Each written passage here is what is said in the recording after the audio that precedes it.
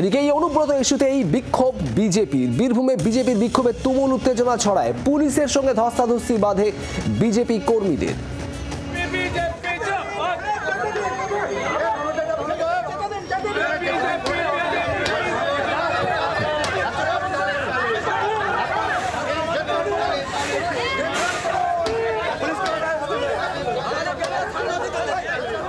প্রসেনজিৎ মালাকার আমাদের প্রতিনিধি রয়েছেন আমাদের সঙ্গে। প্রসেনজিৎ, বিজেপির তরফ থেকে ঠিক কি বক্তব্য? আজ বিজেপির এই বিক্ষোভে একেবারে ধুন্ধুমার পরিস্থিতি তৈরি হয়।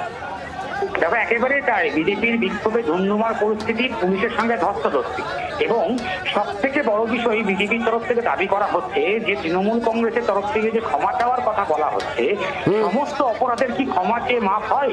এই প্রশ্নই বিজেপি তুলছে এবং বিজেপি বলছে যে দ্রুত অনুব্রত মণ্ডলকে গ্রেফতার করতে হবে। যদি গ্রেফতার করা না হয় সেক্ষেত্রে পুলিশের ভূমিকা নিয়ে আগামী দিনে সাধারণ মানুষ প্রশ্ন তুলতে শুরু করবে। অর্থাৎ যারা নিরাপত্তা দেয় তাদেরই নিরাপত্তাহীনতায় ভুগতে হবে।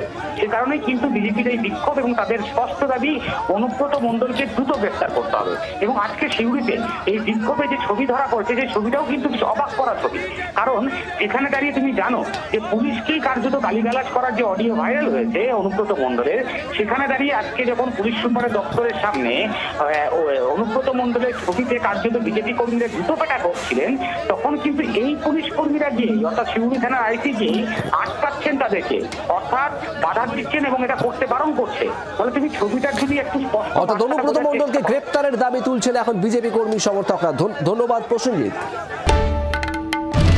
বাংলার আওয়াজ, বাঙালির আবেগ, জি 24 ঘন্টা।